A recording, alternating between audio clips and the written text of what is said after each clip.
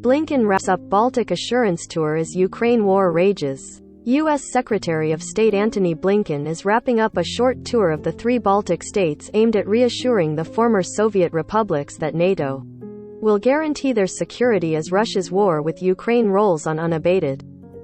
Tallinn, Estonia, U.S. Secretary of State Antony Blinken wrapped up the last leg Tuesday of a short tour of the 3 Baltic states aimed at reassuring the former Soviet republics that NATO will guarantee their security as Russia's war with Ukraine rolls on unabated.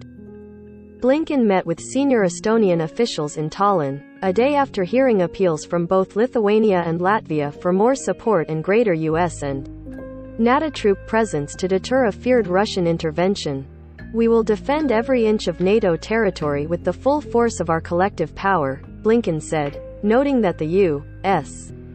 and other allies were already stepping up their presence in the alliance's eastern flank members like the Baltics. Estonian Prime Minister Kaja Kallas urged Blinken to support creating a permanent and meaningful NATO deployment in the Baltics. She called Russia a very aggressive neighbor that we have suffered under and one that needed to be punished for its actions in Ukraine. She said sanctions should be expanded to cryptocurrency, oil, and seaports, until Putin's war machine has been paralyzed, and Russia is completely isolated from the free world. As the war in Ukraine rages, leaders in all 3 Baltic states have expressed grave concerns about Russian President Vladimir Putin's intentions for former Soviet bloc countries that are now allied or otherwise linked to the West. "We have no illusions about Putin's Russia anymore," Latvian Foreign Minister Edgars Rinkevics said Monday in Riga. "We don't really see any good reason to assume that Russia might change its policy."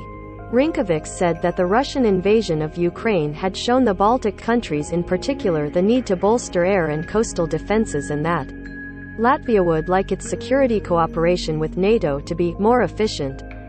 Lithuanian President Gitanas Nausėda told Blinken in Vilnius that a policy of deterrence was no longer enough and that forward defense was now needed.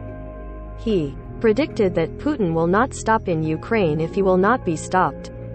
Memories of Soviet rule are still fresh in the Baltics, and since the Russian invasion of Ukraine last month, NATO has moved quickly to boost its troop presence in its eastern flank allies while the U.S. has pledged additional support.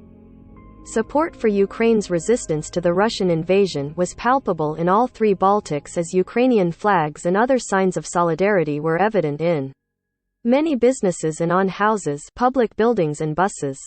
From Tallinn, Blinken travels to Paris later Tuesday for a meeting with French President Emmanuel Macron to discuss his recent conversations with Putin about Ukraine and efforts to convince the Russian leader to end the conflict.